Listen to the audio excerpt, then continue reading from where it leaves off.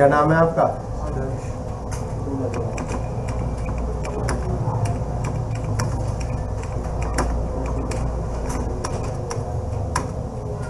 कहाँ रहते हो? इंडिया में रहते हो ना?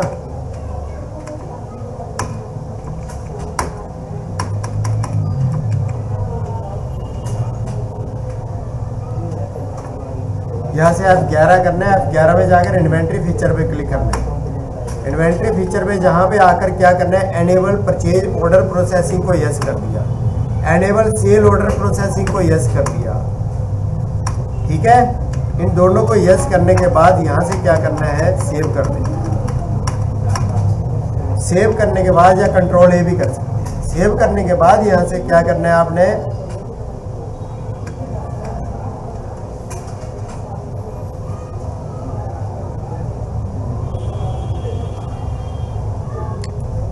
इन्वेंट्री इन्फो में क्लिक किया, स्टॉक आइटम में क्लिक किया, क्लिक कर दिया। यहाँ पे मिल्क डाल दिया यहाँ से,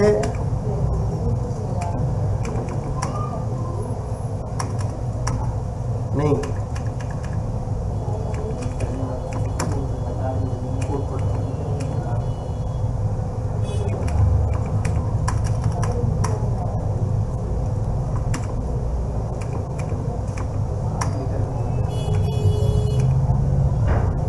मिल्क डाला मैंने।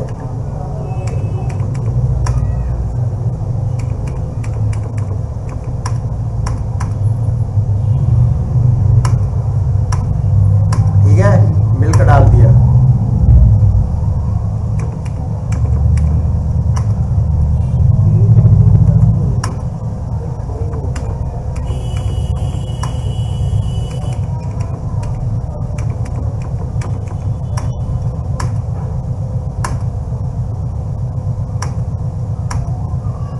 ठीक है ना,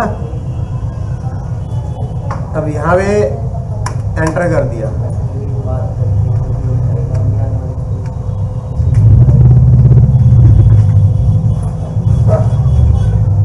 अकाउंट इन्फो में जाना है, लेजर्स पे क्लिक करना है, क्रिएट करना है। यहाँ पे लिख दिया सेल्स।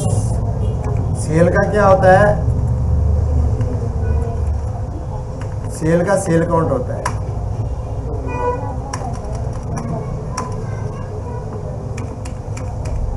मोहित को डाल दिया सैंडरी डेटर।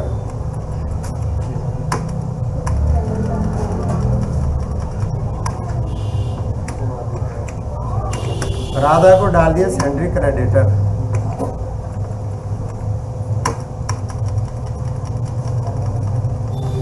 परचेज होता है, परचेज का पता ही है, परचेज अकाउंट में होगा। उसके बाद क्या करना है, ये काम हो गया।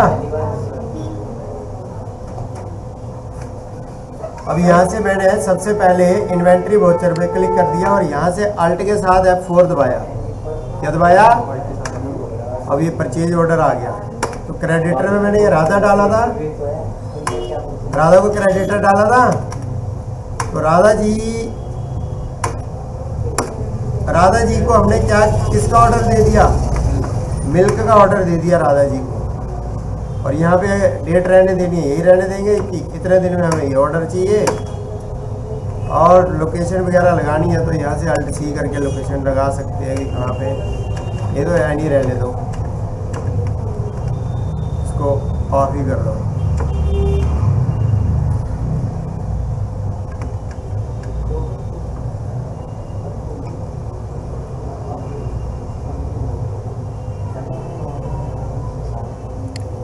लोकेशन नहीं लगानी तो रहने दो इसको।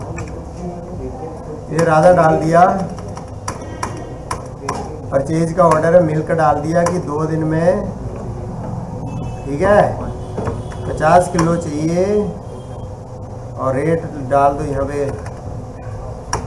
ठीक है, ये परचेज का ऑर्डर कर दिया।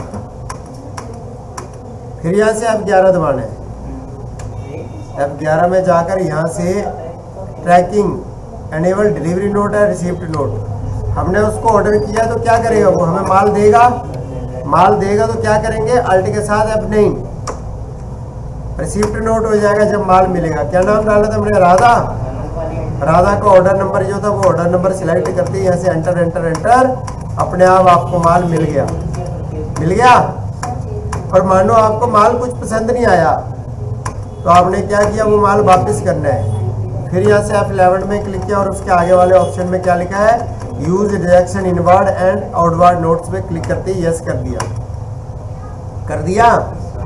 हाँ यस कर दिया। तो यहाँ से क्या करना है, एंटर एंटर कर भी कर दिया। कर दिया।